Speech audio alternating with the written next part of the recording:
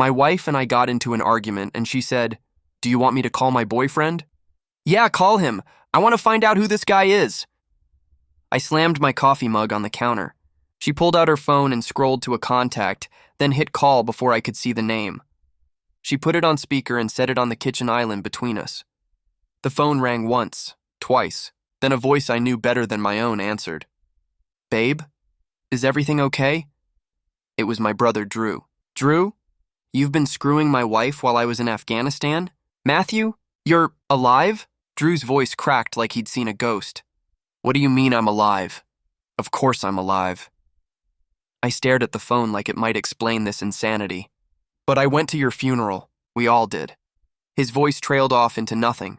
Laura lunged for the phone and hung up. "What do you mean there was a funeral?" My mind couldn't process what I'd just heard.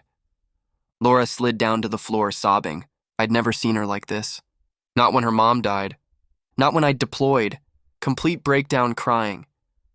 She pulled her knees to her chest and rocked back and forth. I knelt beside her, more confused than angry now. "Laura, what funeral? I need you to explain right now." I tried to keep my voice calm. She looked up with eyes so full of pain, I almost forgot she'd been sleeping with my brother. Through hiccuping sobs, she told me about the Facebook message. An anonymous account had messaged her saying I'd been killed in action. IED on patrol. "I called your unit, and they said you were on a classified mission. They couldn't confirm or deny anything." She wiped her nose on her sleeve. "Then your dad got the same message. Your mom did too. Then Drew. Everyone." My hands started shaking. Someone had told my entire family I was dead, while I was alive on base doing intel work. Safe behind walls while they planned my funeral and buried an empty casket with my name on it. "I need to see the message. Now." I helped her stand. She pulled up Facebook on her phone, scrolled back months to a message request, anonymous account with no profile picture. But the message had details. My unit number, the patrol route we used, the type of IED common in that area, things that weren't public knowledge. We held the service 2 weeks after the message, full military honors. The base sent a folded flag. Laura showed me photos from the funeral I'd apparently missed. My parents crying over a casket, Drew giving a eulogy, Laura in a black dress accepting condolences, my high school friends as pallbearers, an entire funeral for someone who wasn't dead, who was doing classified intelligence work and couldn't contact home for months at a time. "When did you and Drew—" I couldn't finish the question. 2 months after the funeral. We were both grieving. It just happened. Fresh tears started. He was there every day, helping with arrangements, dealing with your things. We thought you were gone. I stared at the anonymous message again. Something familiar about the writing style. The way they structured sentences. Military precision but trying to sound civilian. Then I saw it. A phrase I'd heard 100 times. "Ultimate sacrifice for freedom," General Hampton's favorite saying. Oh God, I stood up so fast I knocked over a chair. General Hampton, Laura's father. My commanding officer who'd requested I extend my deployment. Who'd insisted I was too valuable for intel to come home on schedule. Who'd made veiled threats about court-martial when I'd pushed back. "What? What is it?" Laura struggled to her feet. I showed her the phrase. I watched recognition dawn on her face. Her father had very specific ways of speaking. Patterns we both knew from years of family dinners and military events. The anonymous message was full of them once you knew to look. "My dad told everyone you were dead?" She grabbed the counter for support. But I was already thinking bigger. General Hampton hadn't just wanted me to stay deployed. He'd manufactured my death to make it happen, traumatized my family, destroyed my marriage, pushed Laura into my brother's arms, all to keep me in Afghanistan running intelligence operations. He knew I'd never abandon you if I thought you were waiting, so he made sure you wouldn't be. The pieces clicked together. My phone started ringing. Drew calling back, then my parents, then numbers I didn't recognize. Word was spreading that I wasn't actually dead, that someone had orchestrated an elaborate lie that destroyed multiple lives. Laura looked at me and asked, "What do we do now?" I picked up my keys and headed for the door. General Hampton had some explaining to do, about fake deaths and real funerals, about playing God with people's lives for military convenience. But first I had one more call to make, to the Inspector General's office. Because faking a soldier's death had to be about a dozen different crimes, and I was about to make sure General Hampton answered for every single one. My phone buzzed. It was a text from an unknown number. I opened it as Laura watched over my shoulder. "Welcome home, son. We need to talk before you do anything rash. Your country needed you." I stared at Hampton's text for about 10 seconds before taking a screenshot with my phone. My hands moved on their own, forwarding the image to my personal email while Laura watched me work. She asked what we should do now, and I told her we were documenting everything starting right now, no exceptions. I grabbed her phone from the counter and started taking photos of the anonymous Facebook message with my phone, making sure to capture every word of the thread and the timestamp showing when it was sent. I told Laura not to delete anything from her phone and to change all her passwords immediately since her father might have access to her accounts. She nodded and started typing on her laptop while I kept photographing evidence. The Inspector General hotline number was saved in my contacts from mandatory briefings, and I hit call while Laura listened from across the kitchen. The intake officer answered after 2 rings, and I reported potential fraud, abuse of authority, and falsification of military records by a general officer. She took down the basics and gave me a case number starting with IG 2024 that I wrote on a napkin, then scheduled an appointment for tomorrow morning at 0900 hours. I hung up and immediately called the JAG office on base to get legal advice before I said anything that might violate classification rules. They scheduled me for that afternoon at 1400 hours with someone named Raymond Holloway who handled whistleblower cases. Laura was still changing passwords on every account she could think of while I started creating a secure cloud folder on my laptop. I uploaded the screenshot of Hampton's text first, then the photos of the Facebook message. Then Laura helped by finding email exchanges with her father from around the time of my supposed death. She had dozens of messages where he kept pushing her to accept my death and move forward with her life. The funeral photos went into the folder next, showing my parents crying over an empty casket while Hampton stood in his dress uniform looking solemn. The folded flag presentation letter from the base went in too, signed by someone I'd never heard of but using official letterhead. My phone started buzzing with calls from my parents, but I let them go to voicemail while I kept uploading evidence. After the 5th call, I finally answered and told them yes, I was alive, but couldn't explain everything yet because of an ongoing investigation. My mother was crying and asking how this was possible, and I said we'd meet tomorrow after my appointment with the Inspector General. Drew's texts started flooding my phone around the same time, 20 messages in 10 minutes asking if this was real and saying he was sorry and confused. I sent him one message back saying any communication needed to wait until after the investigation started because I needed to preserve evidence integrity. He kept texting, but I muted the conversation and went back to documenting everything. Hampton's text thread got saved to the cloud folder without me responding to him. Then I checked my phone settings to make sure location services were turned on in case he tried anything suspicious. That line about my country needing me made my skin crawl every time I looked at it. The JAG meeting that afternoon went exactly as expected, with Holloway explaining my whistleblower protections under federal law and agreeing to represent me through the investigation process. He reviewed my evidence folder and said I'd done everything right so far by not confronting Hampton directly. Back home that evening, Laura and I worked together adding more documents to the cloud folder, including her bank statements from after the funeral showing deposits from her father. She found old speeches he'd given at military events that we could compare to the anonymous message later.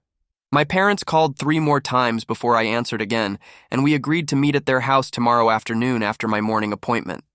The calls from numbers I didn't recognize kept coming, but I let them all go to voicemail since I didn't know who might be calling on Hampton's behalf. Late that night, while Laura slept on the couch, I sat at the kitchen table comparing phrases from the anonymous Facebook message to Hampton's old emails and speeches she had saved. The writing patterns matched perfectly with the same comma usage after introductory phrases, the same military terminology like ultimate sacrifice and duty before self, even his favorite patriotic phrases about freedom and service. I highlighted every matching phrase with a yellow marker on printed copies, creating a clear pattern that would be obvious to any investigator. The folder of evidence grew to over 50 files, including screenshots, photos, documents, and comparison sheets showing the writing analysis. My phone buzzed again at 6 a.m. the next morning with Hampton calling directly, but I declined the call and let it go to voicemail per Holloway's advice from yesterday. His message came through a minute later saying we should handle this situation as family and work things out privately without involving outside parties. The condescending tone in his voice when he said family almost made me throw my phone across the room, but I saved the voicemail to the cloud folder instead. Laura woke up and made coffee while I reviewed everything one more time before my appointment, making sure every piece of evidence was backed up in multiple places and organized clearly for the investigator. The drive to the IG office took 20 minutes through morning traffic, and I parked in the visitor lot near the main entrance. Inside the building, I signed in at the desk and waited in hard plastic chairs until a woman in her 40s with short gray hair called my name. Alicia Carr had sharp eyes behind wire glasses, and she led me to a small conference room with a recorder on the table. She turned on the device and had me state my name and swear to tell the truth before sliding my folder of evidence across the table. For the next hour, she went through every document asking questions about dates and times while taking notes on a yellow pad. She kept coming back to the timeline of the fake death message and when the funeral happened compared to my actual deployment schedule. Her pen moved fast across the paper when I showed her the comparison between Hampton's writing and the anonymous message. She made copies of everything and gave me a receipt with a case number before saying she'd be in touch soon. The drive to my parents' house felt longer than usual, and I found them waiting on the front porch with coffee already made. My dad's hands shook when he poured the cups, and my mom kept touching my arm like she needed to make sure I was real. I explained about Hampton faking my death to keep me deployed, and watched their faces go from confused to shocked to angry. My dad slammed his fist on the kitchen table so hard the coffee cups jumped, and my mom started crying angry tears. She went to the hall closet and pulled out a white memory box with my name written on the side in black marker. Her hands trembled as she opened it and pulled out the funeral program with my picture on the front and the date of my supposed death. The condolence cards were rubber-banded together, and she spread them on the table, showing me messages from family friends and distant relatives. Several cards quoted phrases I recognized as Hampton's favorite sayings about sacrifice and duty to country that he used in every speech. My mom had saved everything, including the guest book from the service and photos people had sent of the ceremony. The next morning, I drove to Riverside Funeral Home with a notarized letter from my lawyer requesting all records related to my service. The director's face went white when he saw me standing at his desk alive and breathing after handling my funeral 6 months ago. He immediately pulled up the computer files and printed everything, including invoices showing payment from something called the Military Family Support Fund. The payment was for the full service package, including the casket rental and the reception hall, and came through 3 days after the fake death message. I spent the rest of that day at the base library researching the support fund on government websites and found it was a real organization.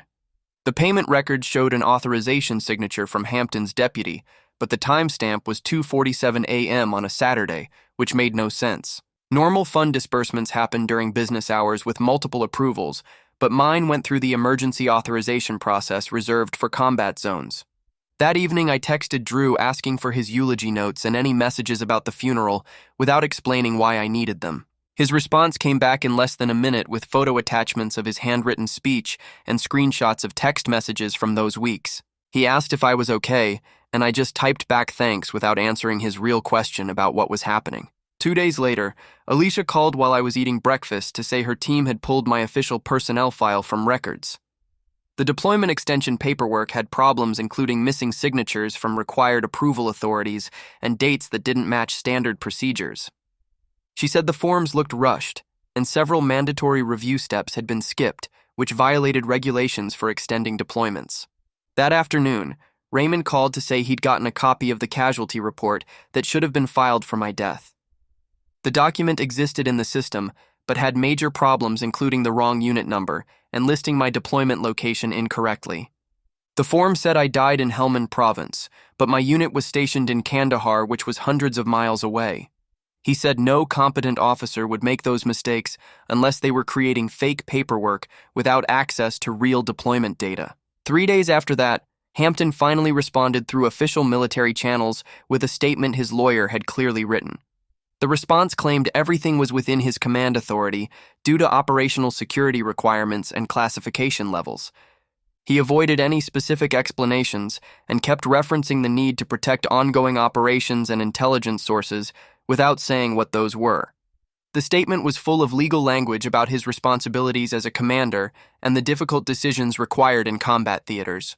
The next morning, I got a call from the base commander's office requesting I report immediately for a meeting about my duty status. The commander sat behind his desk looking uncomfortable and explained I would be on limited duty to avoid any appearance of retaliation. Raymond negotiated that I would work in the base legal office where he could monitor any attempts to interfere with the investigation. The commander agreed and signed the paperwork, reassigning me effective immediately with full pay and benefits maintained during the investigation period. Raymond pulled me into his office that afternoon with a thick folder of state laws about recording conversations.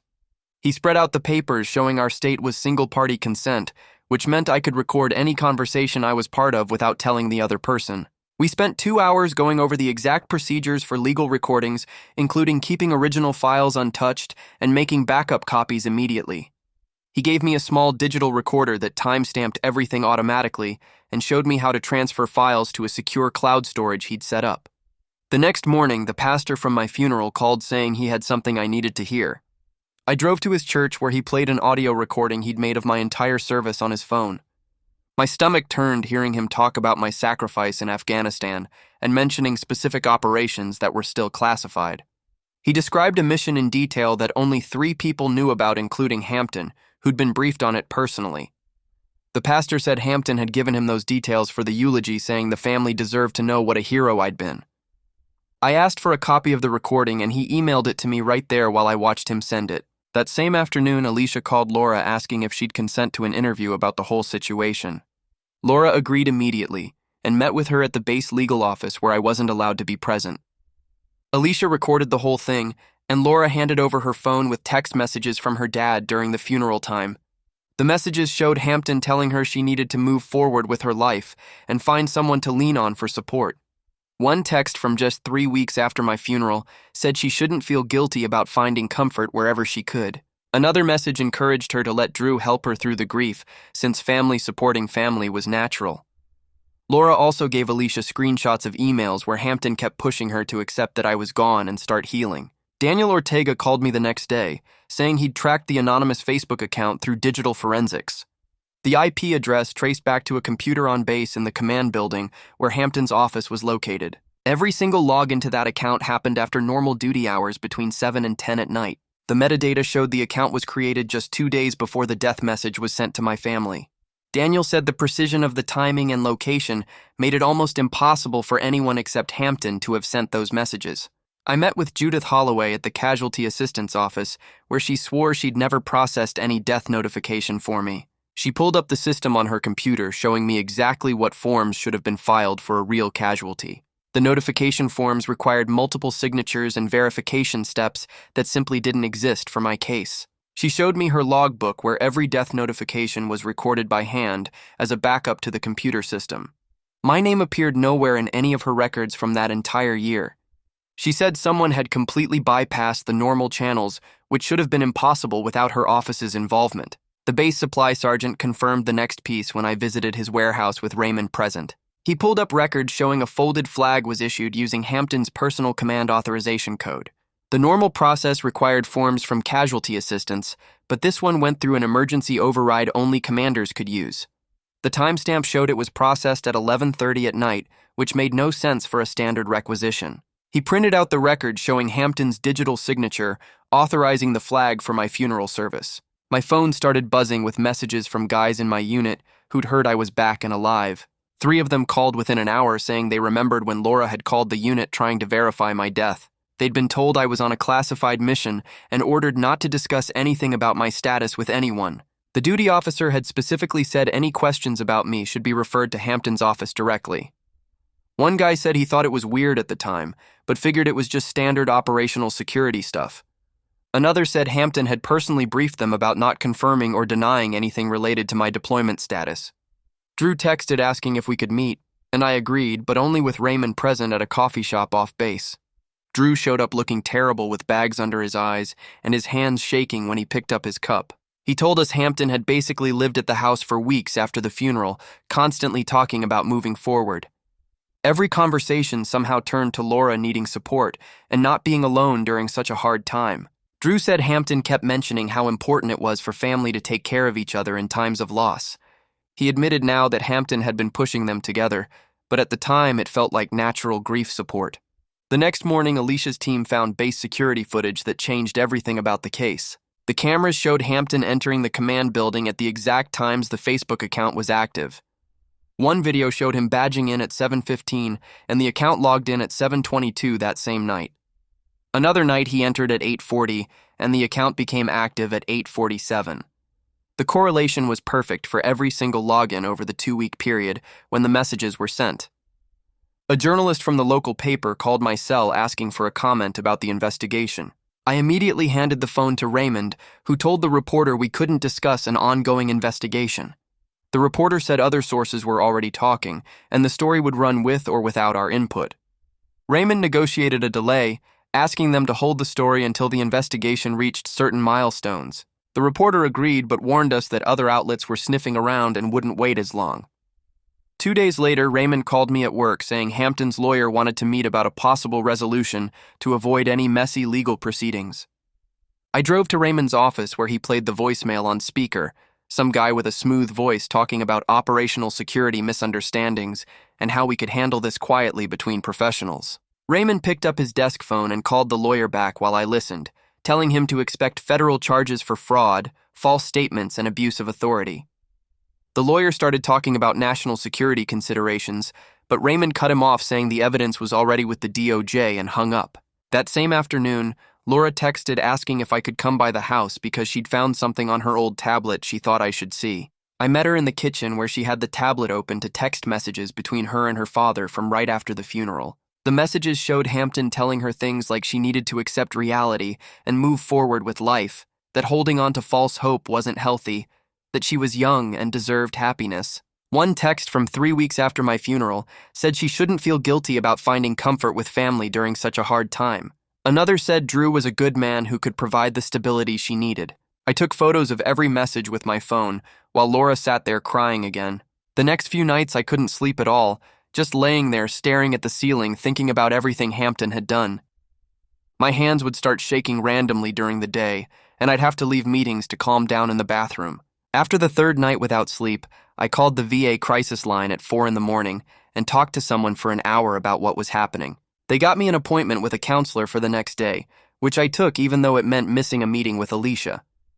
The counselor was this older guy who'd been in Vietnam and understood military stuff without me having to explain everything. He taught me this thing where I separate the investigation work from processing the betrayal, basically putting the emotional stuff in a box to deal with later, while I focused on the legal tasks. We practiced breathing exercises, and he gave me techniques for when my mind started racing at night.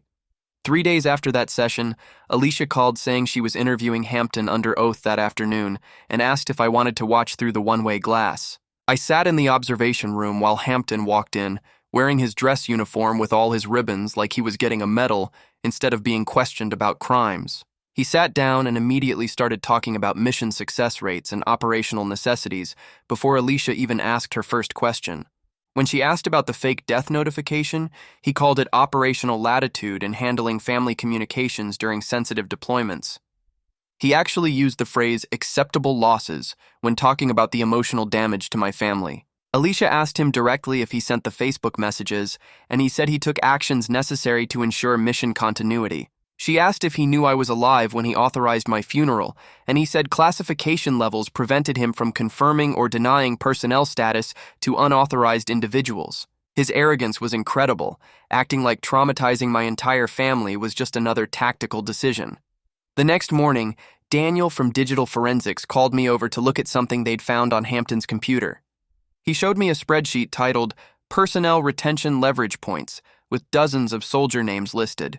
My name had notes about family ties being a deployment liability and how my connection to Laura created unacceptable mission risk.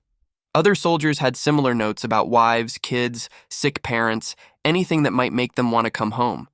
The spreadsheet had action items next to some names with things like increase deployment incentives and apply command pressure. Mine said implement contingency protocol 7, which nobody could figure out what that meant yet.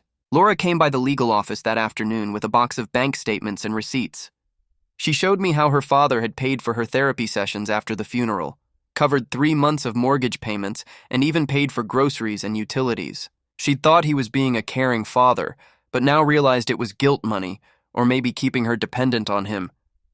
The receipts showed he used something called a morale and welfare fund, which was supposed to help military families in crisis. She'd kept everything because she wanted to pay him back someday. but now it was evidence. The forensic accountant on Alicia's team traced those payments back through the system and found Hampton had complete control over this fund with almost no oversight. The fund was real and legitimate, but using it to support a fake widow violated about 15 different regulations. He'd withdrawn cash for the funeral home payment to avoid leaving a direct trail, but the timing and amounts matched perfectly. Raymond spent 2 full days going through all our evidence, making sure nothing classified was included before it went into the legal record. He had me sit with him marking out unit names, operation codes, and anything that might compromise real missions. We could prove Hampton faked my death without revealing any actual intelligence operations, which was important for the prosecution. While we worked, Hampton kept texting my phone trying to appeal to my sense of duty and patriotism. I didn't even read them anymore, just screenshotted and forwarded everything straight to Alicia. Each message he sent added to the obstruction charges since he'd been ordered not to contact me directly. 3 days later, Raymond called me at home to warn me about something coming. A reporter from the base newspaper had been asking questions about unusual casualty notifications, and the public affairs office was preparing a response. Sure enough, that afternoon, an article appeared online talking about irregularities in death notification procedures, without naming anyone specific, but the details made it obvious they meant my case. The article mentioned an ongoing investigation into whether proper protocols were followed when notifying families of combat losses. Within hours, the base Facebook page had hundreds of comments demanding answers about who faked a soldier's death. The Public Affairs Office released a statement saying they were cooperating fully with investigators and took all allegations seriously, but couldn't comment on ongoing cases. By evening, other news sites had picked up the story, and my phone wouldn't stop buzzing with texts from people who'd figured out it was about me. The next morning, things got worse when I checked social media and found posts suggesting I'd gone AWOL and made up the whole story to avoid punishment. Someone claiming to be a former unit member said I'd been a problem soldier who couldn't handle deployment stress. Another anonymous account posted that I was lying about the fake death to get attention and sympathy. The comments under these posts were brutal, calling me everything from a coward to a traitor. Raymond screenshot everything and said these were clearly coordinated attacks from Hampton's supporters trying to muddy the waters before any charges were filed. He started documenting all the defamation for potential civil action later. That same day, Alicia called with good news that the Inspector General had officially filed whistleblower protection paperwork on my behalf. This meant the Army couldn't take any adverse action against my career during the investigation, including transfers, deployments, or administrative punishment. The protection extended until the case was completely resolved, which could take months or even years. I tried to go back to normal duties at the legal office, but found myself locked out of several computer systems. My access to personnel records was suspended, and I couldn't even log into the training database. When I asked about it, the IT department said my accounts were frozen pending the investigation outcome. Raymond explained this was actually protecting the case integrity by preventing anyone from claiming I'd accessed or altered evidence. The isolation was frustrating, though, sitting at a desk doing basic filing while my whole career hung in the balance. To keep myself busy, I started studying the Army's casualty assistance regulations on my personal laptop. The manual was hundreds of pages long, but I read every single one, taking notes on each violation Hampton had committed. There were specific procedures for death notifications, including who could authorize them, what documentation was required, and how families had to be contacted. Hampton had broken at least 40 different regulations just in the notification process alone. Then there were the fraud violations for using government funds for a fake funeral, the false official statements, and abuse of his command authority. The more I studied, the more I realized how many laws he'd broken to keep me deployed. My phone buzzed with a text from Drew that stopped me cold. He wrote that he was sorry for everything and should have questioned the circumstances more. He admitted Hampton had been at their house constantly after the funeral, always talking about how Laura needed support and family around her. Drew said he realized now that Hampton had been pushing them together the whole time, but grief had clouded his judgment. He ended by saying he knew apologizing wouldn't fix anything, but wanted me to know he'd been manipulated too. I didn't respond, but forwarded the message to Alicia as potential evidence. 2 days later, Alicia called to say Drew had contacted her directly wanting to provide a statement. He met with her team and described how Hampton had given him specific scripts about what to say to Laura, phrases about moving forward and not dwelling on the past. Drew showed them text messages where Hampton coached him on being there for Laura and making sure she wasn't alone. His testimony confirmed the pattern of manipulation Alicia had been building in her case. The investigation took a major turn when Daniel called me excited about something his team had found. They'd gotten a warrant for Hampton's government emails and discovered drafts that matched phrases from the anonymous Facebook message exactly. The metadata showed he'd composed these drafts on his office computer after normal duty hours, probably thinking he was being careful. But the phrases were identical to what appeared in the death notification, including specific military terminology and his favorite patriotic expressions. Even better, the email system had tracked that he'd accessed maps of patrol routes and IED incident reports right before drafting the message. This was the smoking gun proving he'd personally created the fake death notification. Raymond called me into his office the next morning with news that changed everything. The Department of Justice had reviewed the evidence and decided to take the case for federal prosecution. Hampton would face charges for fraud against the United States, making false official statements and criminal abuse of his authority as a general officer. The potential sentences added up to decades in federal prison, plus massive fines. Raymond said the prosecutors were confident they had enough evidence for conviction, but wanted one more piece to seal the case completely. That's when Laura agreed to do something I never expected. The prosecutors asked if she'd be willing to meet with her father while wearing a wire to get him talking about why he'd done it.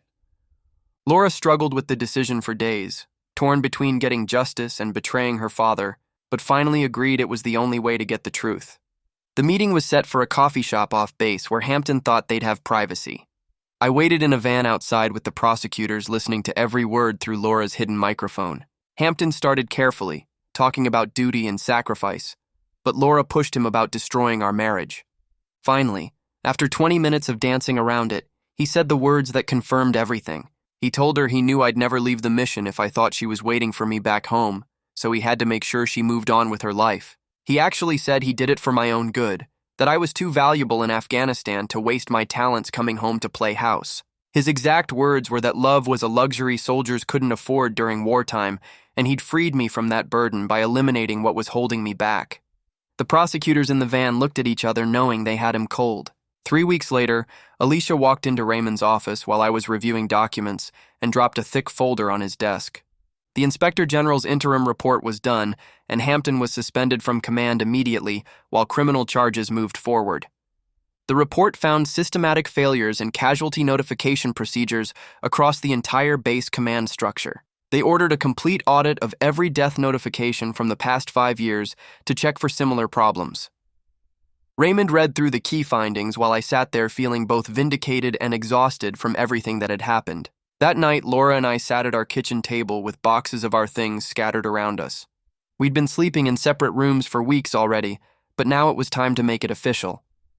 She signed the separation agreement our lawyers had drawn up while tears ran down her face. Neither of us wanted divorce yet, but we both needed space to figure out if our marriage could survive what her father had done to us. The next morning, I met with the family attorney alone to go over the details of protecting our assets during the criminal proceedings. We agreed not to make any public statements that could affect the case against Hampton. The lawyer made copies of everything and filed the paperwork with the county clerk that afternoon. 2 days later, the Department of Justice prosecutor called Raymond to say the grand jury had voted to indict Hampton on federal charges. The evidence was so overwhelming they expected him to take a plea deal rather than risk trial. Hampton was facing fraud against the United States, making false official statements and criminal abuse of his position as a general officer. The potential sentences added up to decades in federal prison. Base Public Affairs issued a carefully worded statement about procedural failures in casualty notification without admitting the full scope of what Hampton had done. The language frustrated me, but Raymond explained this was typical military damage control. They'd never admit more than absolutely necessary to avoid additional liability.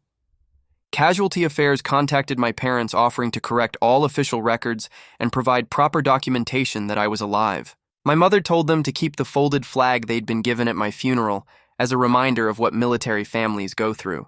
She hung it in their living room with a note underneath about the price of blind trust in authority. The following week, I spent 5 hours in a secure facility providing sworn testimony to the DOJ prosecutors. I detailed every aspect of the deception within classification boundaries, showing them my documentation and timeline. The prosecutor said my evidence made their case airtight and thanked me for being so thorough in documenting everything from the beginning. Drew submitted his own written statement to the prosecutors through his lawyer confirming Hampton's manipulation after my supposed death. He described how Hampton was at Laura's house constantly, always steering conversations toward her needing to move on with her life. Drew didn't ask for my forgiveness in the statement, but acknowledged the damage his actions had caused our family. He accepted responsibility for his choices, while making it clear Hampton had orchestrated the entire situation. Laura and I met one last time at the house to divide up the rest of our property without lawyers present. We sorted through wedding photos and deployment letters in silence, both of us recognizing we were victims of her father's manipulation in different ways. She took the china her grandmother had given us, and I kept the tools my dad had passed down to me. We split the furniture based on who had space for what in our new living situations. Neither of us mentioned the future or whether we'd try to reconcile after everything settled.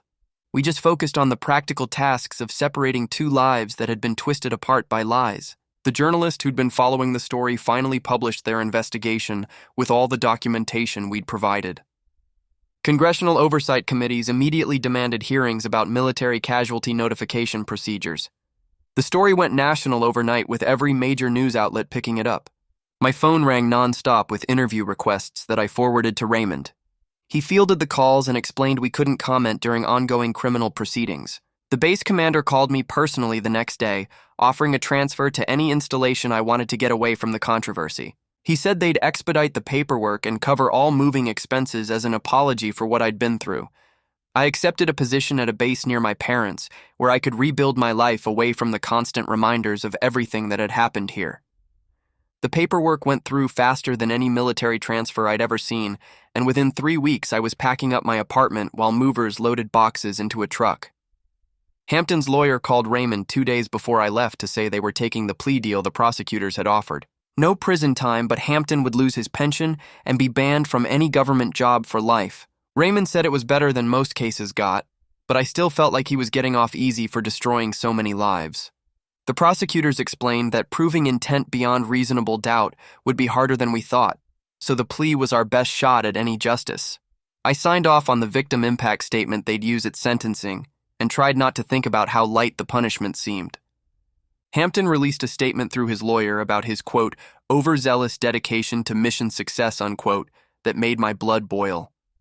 No direct apology, and no admission that what he did was wrong, just some garbage about serving his country with too much passion.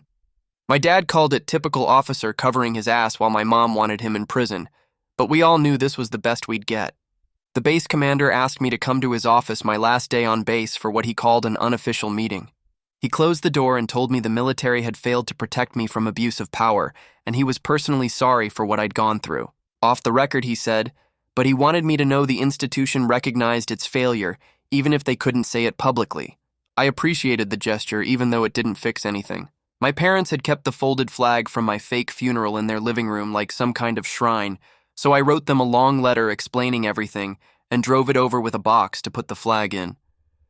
They read it together on the couch while I sat in Dad's recliner, watching their faces change from confusion to understanding to anger and back again.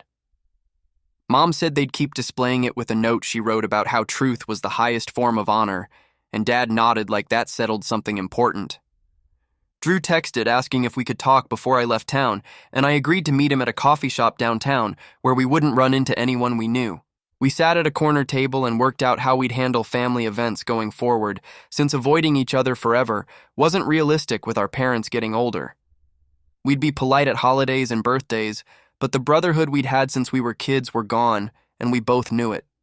He didn't ask for forgiveness, and I didn't offer it because some things can't be fixed with words. Laura and I met at the lawyer's office to sign separation papers, making everything official and dividing up the last of our shared accounts. We agreed to stay respectful at any family gatherings, and both started seeing therapists separately to work through everything before making final divorce decisions. She looked smaller somehow sitting across that conference table signing papers, and I realized we were both victims of her father's manipulation in different ways. The drive to my new base took 2 days, and I spent most of it thinking about how different everything would be starting over in a new place. Setting up my new apartment near my parents felt strange after years of military housing, but having them close by helped more than I expected. The new unit didn't know my whole story, which was exactly what I needed to focus on work without constant reminders. Therapy at the VA started slow, but after a few months I could talk about everything without my hands shaking or my chest getting tight. 9 months after that nightmare homecoming, I was running intel briefs at my new assignment and building something like a normal life. The justice wasn't perfect since Hampton avoided prison, but at least the truth was public, and he faced real consequences for playing God with people's lives. Some nights I still woke up angry about everything stolen from me, but most days I focused on moving forward because living well was the only revenge that actually mattered. My therapist said healing wasn't linear, and some days would be harder than others, but I was making progress. The story had made national news and prompted new oversight rules for casualty notifications, though that felt like closing the barn door after the horses were gone. I kept all the documentation in a filing cabinet, partly for any future legal needs, but mostly as proof that it really happened when sometimes it felt too crazy to be real. And that's how it went down. Thanks for tagging along with me. We'll do it again whenever you're back.